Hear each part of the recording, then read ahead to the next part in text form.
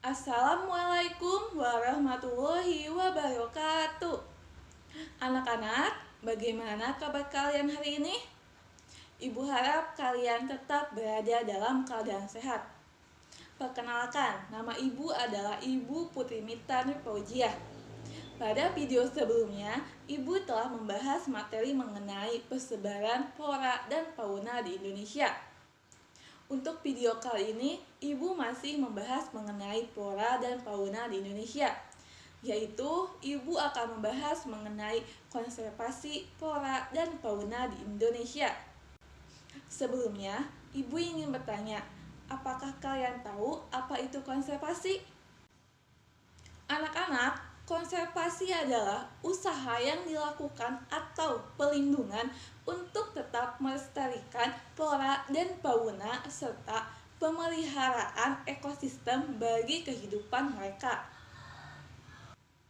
Menurut UU Nomor 5 Tahun 1990 Pasal 3 mengatakan bahwa konservasi sumber daya alam hayati dan ekosistemnya bertujuan untuk mengusahakan terwujudnya kelestarian sumber daya alam hayati serta keseimbangan ekosistemnya, sehingga dapat lebih mendukung upaya peningkatan kesejahteraan masyarakat dan kehidupan manusia.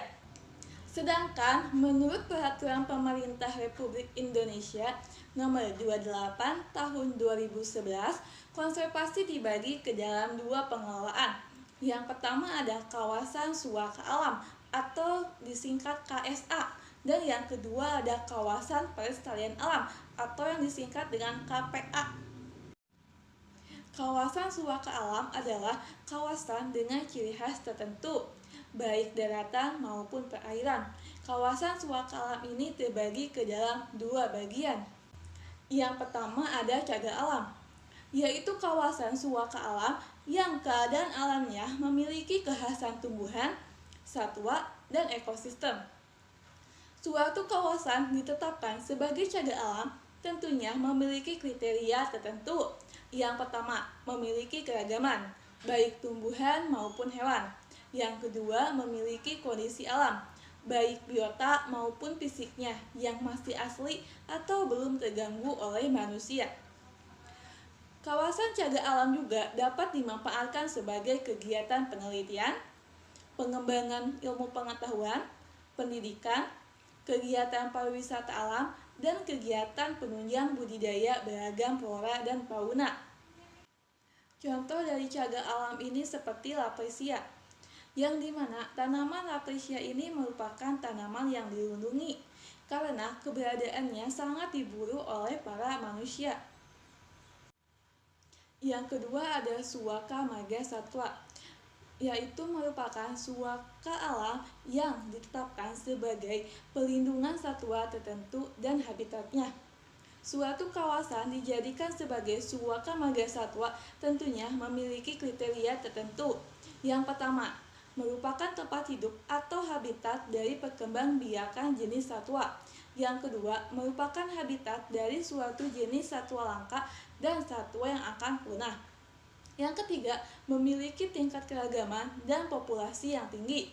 Yang keempat, merupakan tempat hidup satwa migran tertentu. Dan yang kelima, memiliki suatu kawasan yang luas bagi habitat satwa. Contoh suaka marga satwa yaitu Pulau Komodo.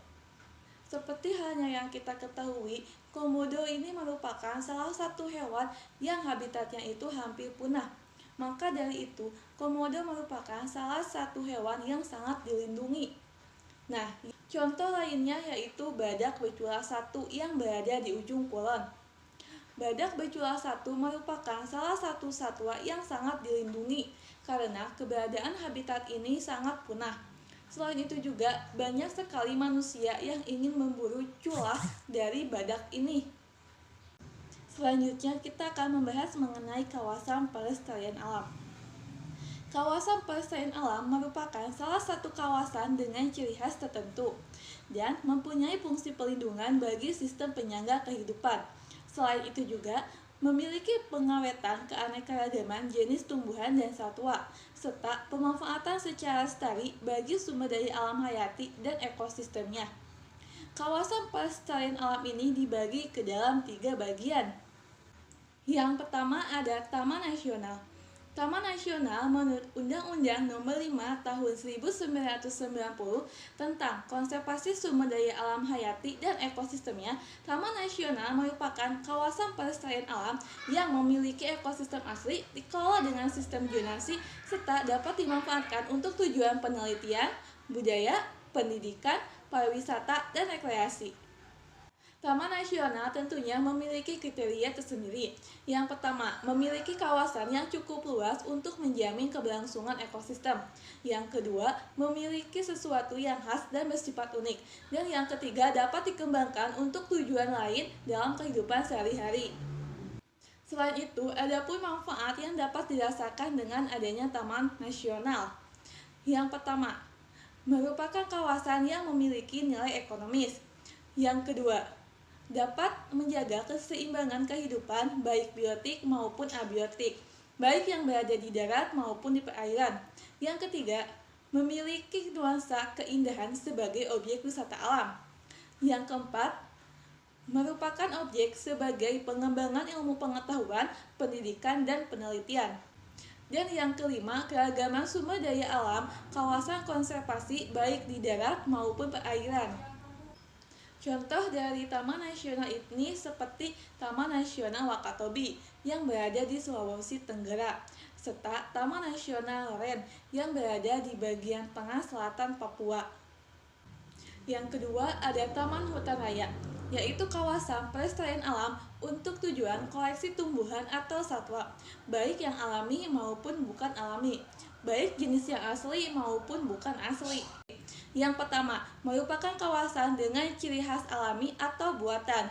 Yang kedua, memiliki keindahan dan panorama alam yang menarik. Dan yang ketiga, memiliki kawasan yang cukup luas sehingga memungkinkan untuk mengoleksi tumbuhan atau satwa.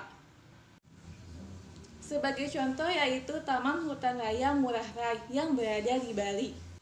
Yang ketiga ada Taman Wisata Alam, yaitu kawasan pelestarian alam yang ditetapkan untuk melindungi alam, tetapi dapat dimanfaatkan untuk tujuan wisata. Suatu kawasan dijadikan taman wisata alam tentunya memiliki kriteria tersendiri. Yang pertama, memiliki daya tarik berupa flora dan fauna atau ekosistemnya. Yang kedua, memiliki luas untuk menjamin kelestarian potensi daya tarik pariwisata dan rekreasi alam. Ketiga, kondisi lingkungan di sekitarnya mendukung upaya pengembangan pariwisata alam. Sebagai contoh, salah satunya ada Pulau Bakut yang berada di Kalimantan Selatan. Anak-anak, sekian video pembelajaran mengenai materi konservasi flora dan fauna di Indonesia. Ibu berharap dengan adanya video ini dapat membantu kalian, sehingga kalian dapat mudah memahami dan mengerti mengenai materi konservasi flora dan fauna. Mohon maaf bila Ibu ada salah kata. Terima kasih sudah menonton video pembelajaran dari Ibu. Wassalamualaikum warahmatullahi wabarakatuh.